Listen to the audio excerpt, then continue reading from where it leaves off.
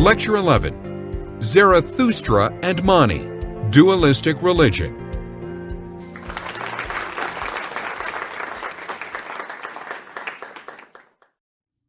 Hello, are you ready for a couple more great minds?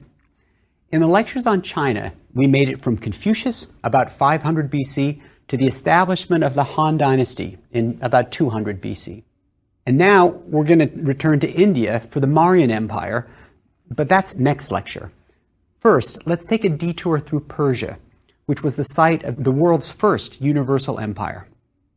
The Persian Empire, which is in present-day Iran, set the pattern of a strong centralized government.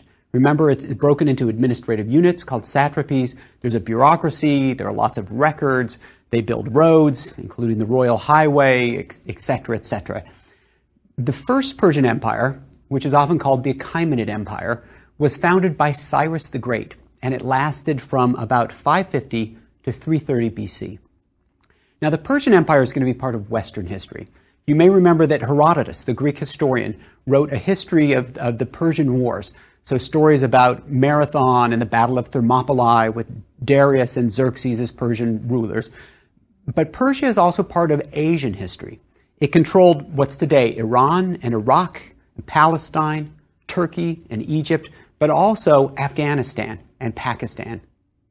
So Persia is a bridge between East and West. And in this lecture, we're going to talk about two religious figures whose influence spread from Persia in both directions. It's going to be influential in Western history and also influential in Asian history. The two are Zarathustra and Mani. So Persia is going to be at the western part of the Silk Road. And there will be merchants and diplomats and missionaries going across the Silk Road, trading goods, but also trading ideas as well.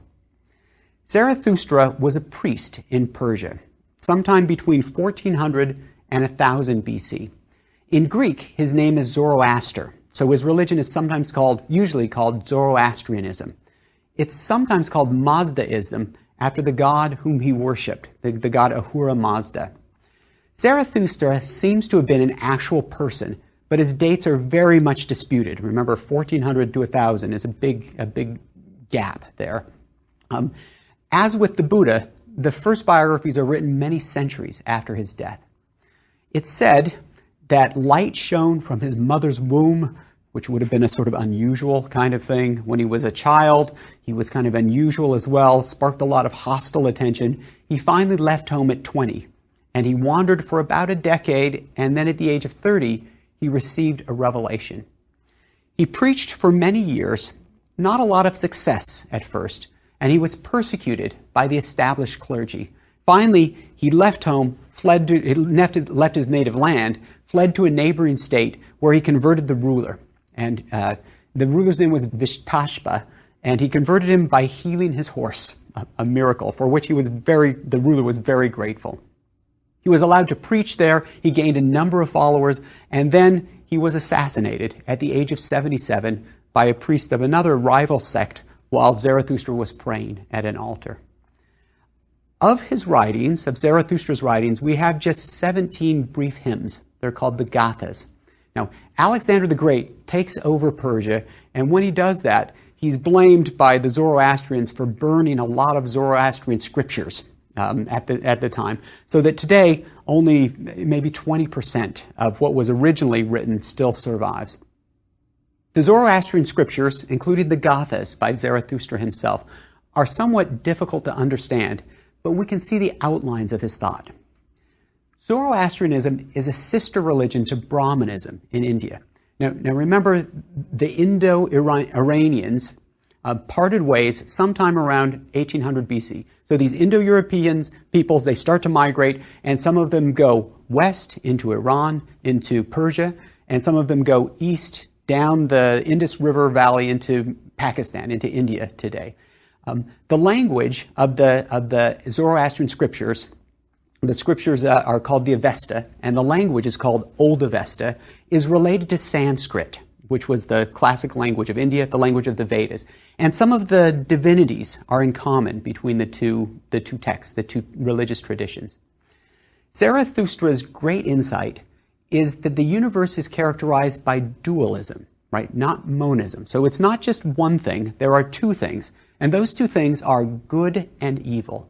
And they're locked in a cosmic conflict. So in addition to various angels and demons that line up on both sides of that, there's one great God of goodness. And his name is Ahura Mazda, which is translated as the wise Lord. And then there's a somewhat less powerful deity known as Angra Mainyu, the liar, who brings suffering and evil into the world. Now, this may be new to you, but you already know something about this because you probably know about Mazda automobiles. That company was named for Ahura Mazda. Okay, this isn't just an urban legend. If you go to the Mazda Global website, it explicitly says there that the company name was derived from Ahura Mazda, who they describe as the ancient god of wisdom and intelligence, and they also describe him as the symbol of automotive culture. I'm not exactly sure how that works. But what happened was the founder of Mazda Motors, his name was Jujiro Matsuda, and in 1931, when he started the company, he wondered what he should name the company. He was tempted to name it after himself, Matsuda, but that was not appropriate in sort of Confucian culture to bring yourself to the forefront. So Zoroastrianism was just being rediscovered in the West, and he said, "Oh, the god Mazda. That's what I'll name my company after." And it sort of sounds like Matsuda as well. All right, so both of these gods, Ahura Mazda and Angra Mainyu, the god of goodness and the god of evil, are uncreated and powerful. But Ahura Mazda is the one who's going to win out in the end. So worship is going to be focused on him. Zoroastrianism is said sometimes to be devotionally monotheistic, doctrinally dualistic, right? So there are these two gods, but all of the worship is focused on one. A modern scholar named Mary Boyce calls this perhaps the most rational solution to the problem of evil ever devised. Do you remember the problem of theodicy? It's a philosophical problem that has its own name. And it is, how can there be a God who is all-powerful and is perfectly good, and you still get a world that he's created that has so much evil in it? And Zarathustra speaks about a supreme God who's wholly good, but he's not omnipotent. He's not all-powerful. He didn't create everything. So Zoroastrians don't struggle with that problem of theodicy the way that monotheistic religions in the West do.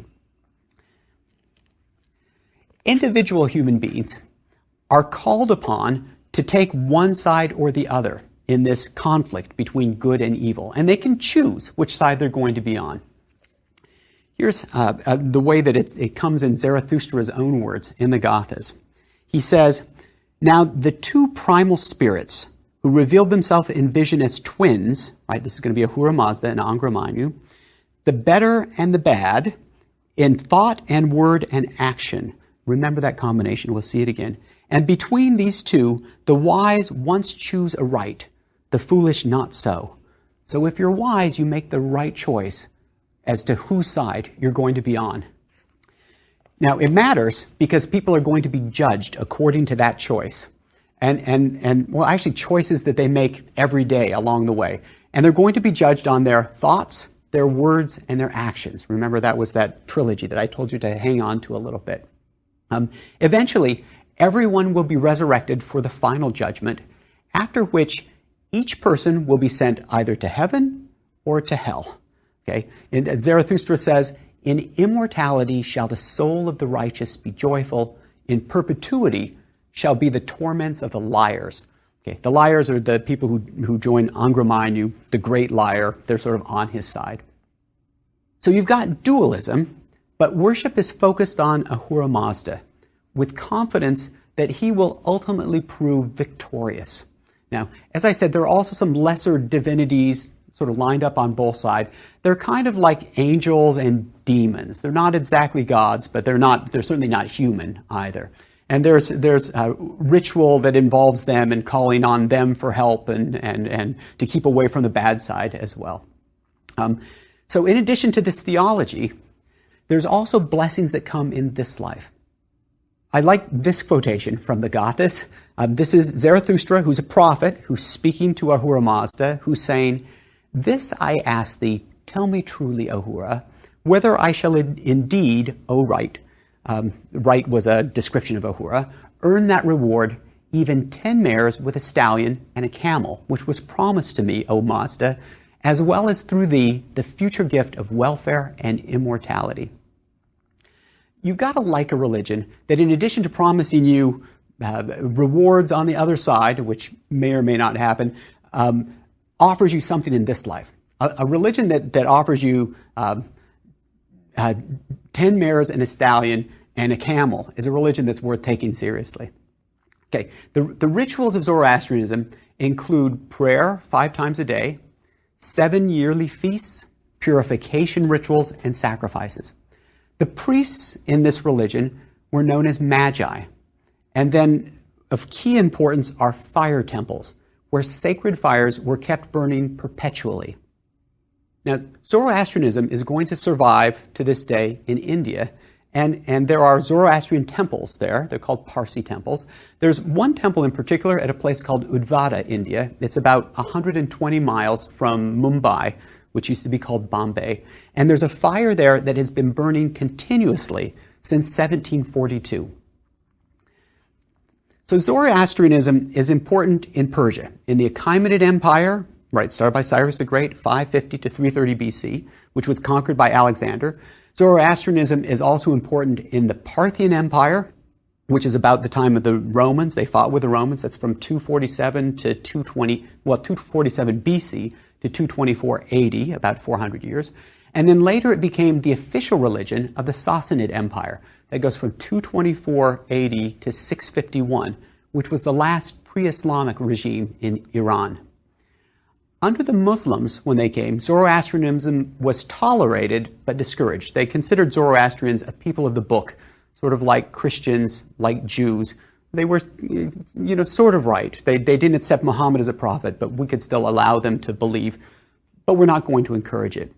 The religion gradually declined, and in the 10th century, a number of Zoroastrians immigrated to Gujarat on the northwest coast of India, and there they became known as Parsis, which was the local pronunciation for Persians.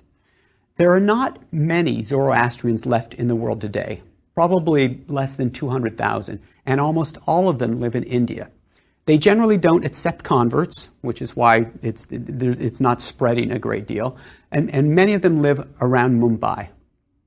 One of the most distinctive practices of the Parsis, these Indian Zoroastrians, is the use of funerary towers. They're sometimes called towers of silence, because corpses were thought to be unclean, and the faithful didn't want to pollute either the earth by burial, or they didn't want to pollute fire. Remember, it's sacred fire, by cremation.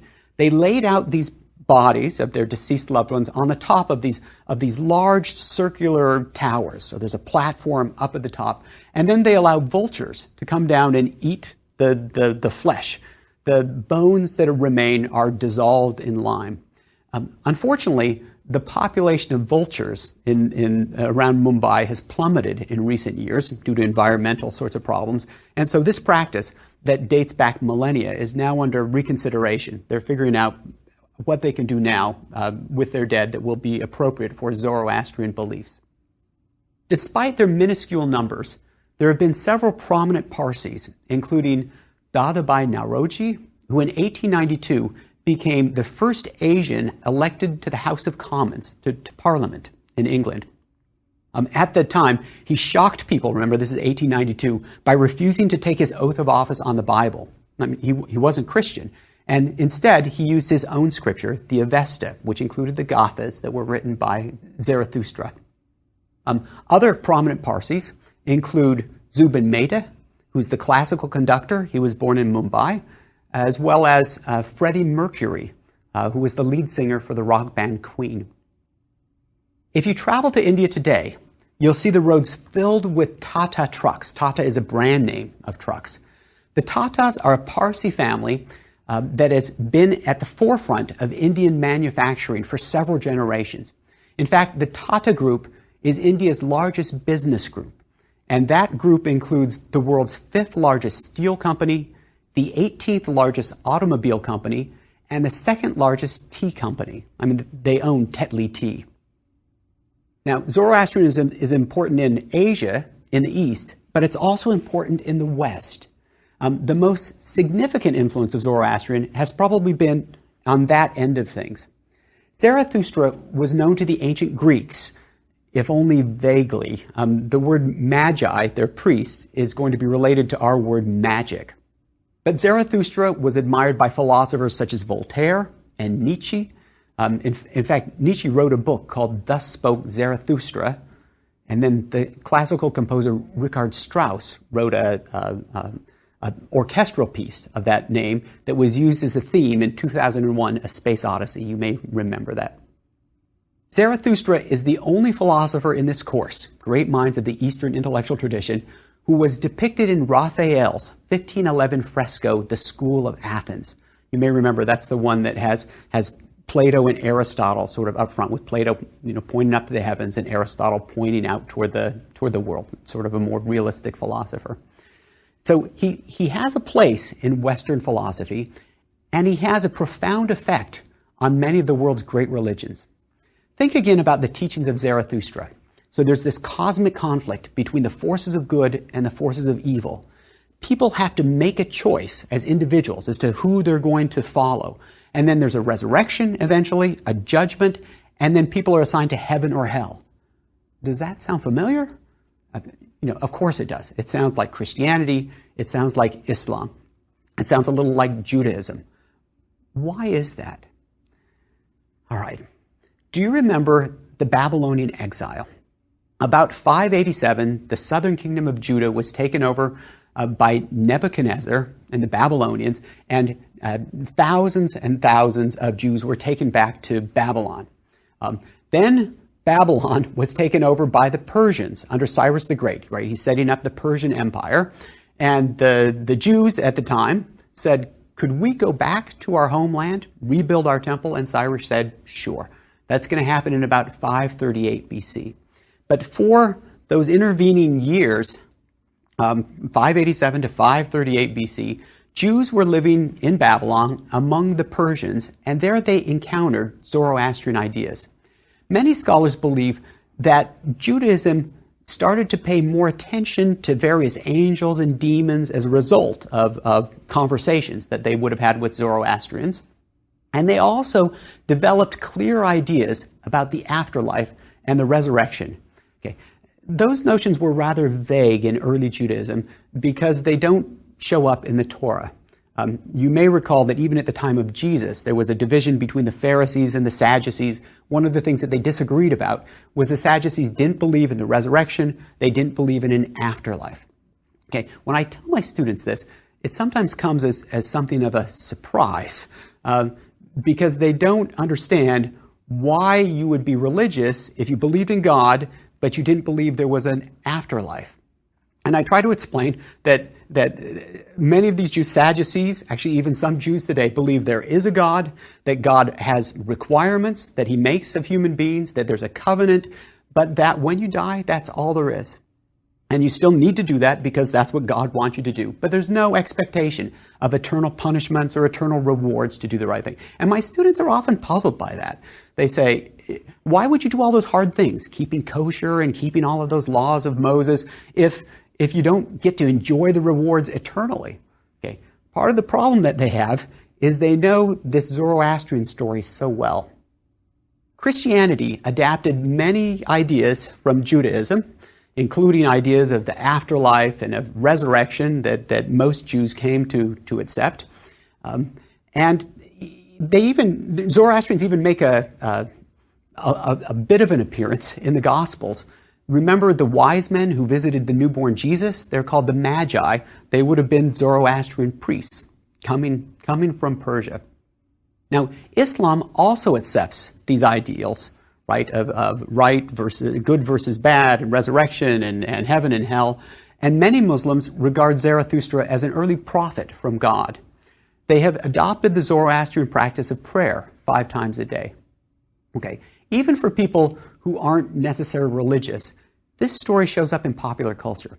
You may remember Star Wars. There's Luke Skywalker on the planet Tatooine, sort of in the middle of nowhere, nothing's happening. And then it turns out that there's this this conflict between the Empire and between the rebels and the Jedi and Lord Vader, and he has to choose which side he's going to be on. He has a crucial role to play in this, and he chooses the right side, goes with the Force, and is rewarded afterwards.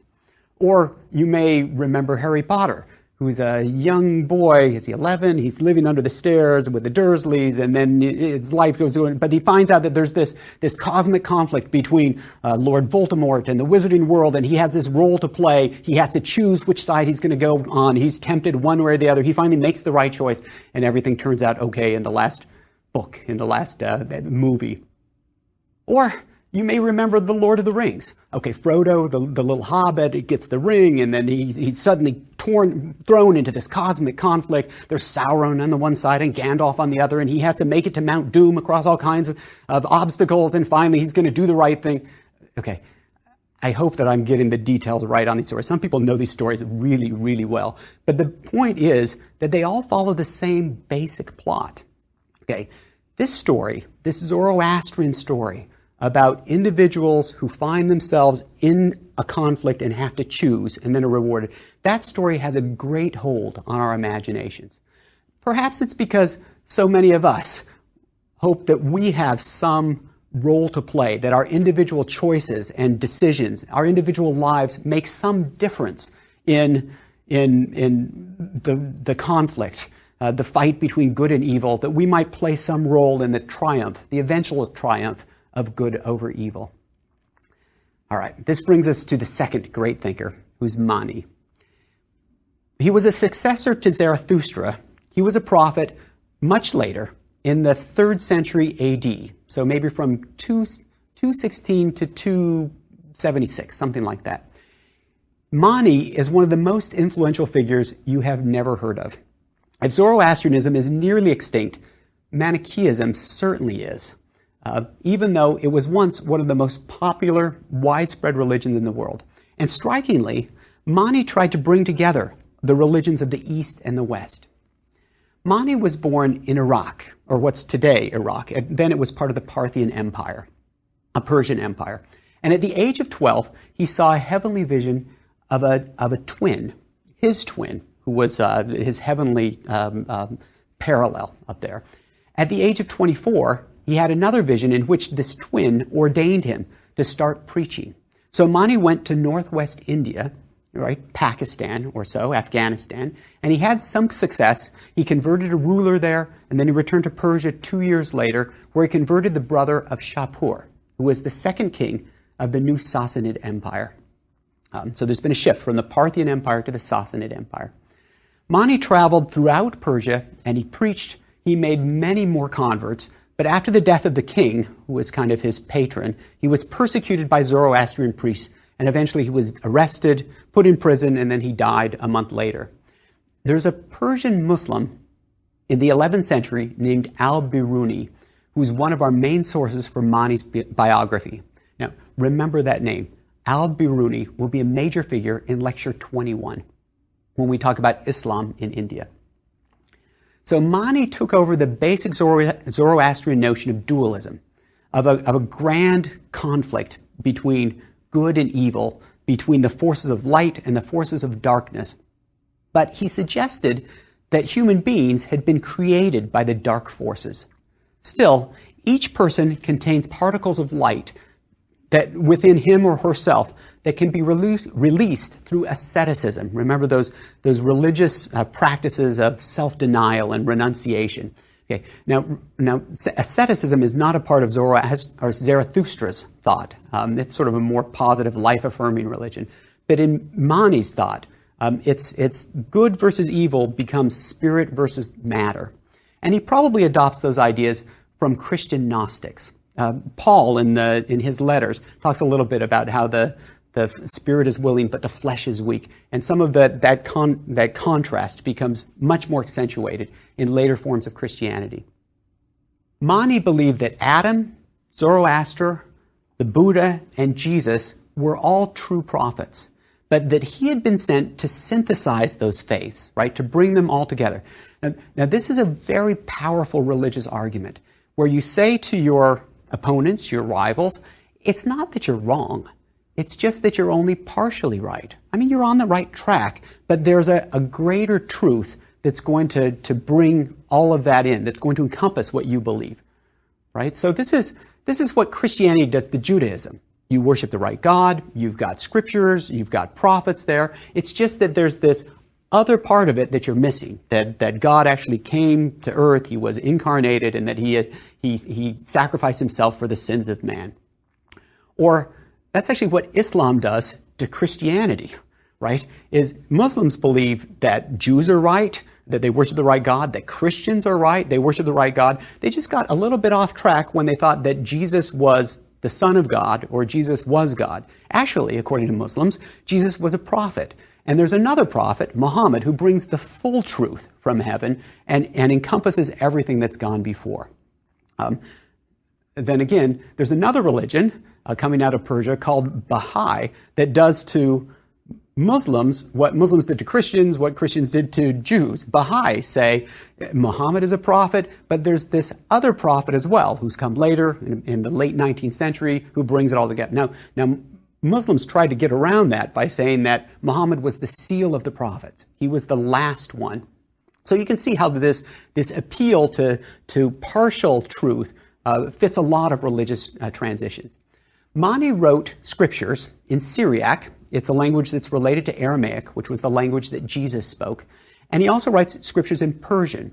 And he created a church complete with hymns and rituals and liturgy. I mean, he's clearly a founder of this movement. Mani's followers were divided into two groups. Hearers, and those are ordinary believers who try to live good lives, and then the elect, those who strive for purity through nonviolence, vegetarianism, strict celibacy, and abstaining from wine and from harvesting or preparing food. So their meals had to be prepared for them by hearers. This sounds like the difference between the ordinary and the extraordinary path that we saw in Jainism, right? Some people just want to have to be reborn into a better life here. Others want to try to go all the way to nirvana, to escape this cycle of existence entirely. We saw the same thing in Buddhism as well, between ordinary Buddhists and monks and nuns.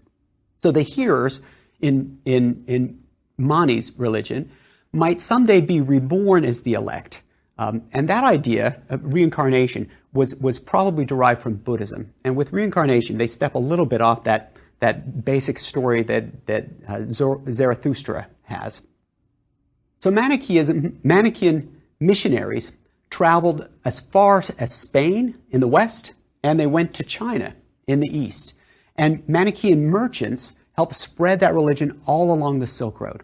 Okay, we say Silk Road. Actually, there are several routes. There's a northern route and a southern route, both of which go across Central Asia. There's also a maritime route, which will travel through the Indian Ocean. And it wasn't the case that a lot of people traveled from one end to the other. Oftentimes, people would go a little ways and then pass on goods, and they would go another way in sort of a relay kind of thing. That's especially true early on, where the Parthians tried to keep the Romans separate from the Chinese so that they could continue to be middlemen and do business with silk that was going all the way across. But in Mani's time, people start moving further along the Silk Road, and these ideas spread, especially from Persia into China. There were Manichaeans in China from the 7th to the 12th century, and Manichaeanism became the official religion of the Uyghur kingdom for a couple hundred years. The Uyghurs are a minority people, a Turkic people in China.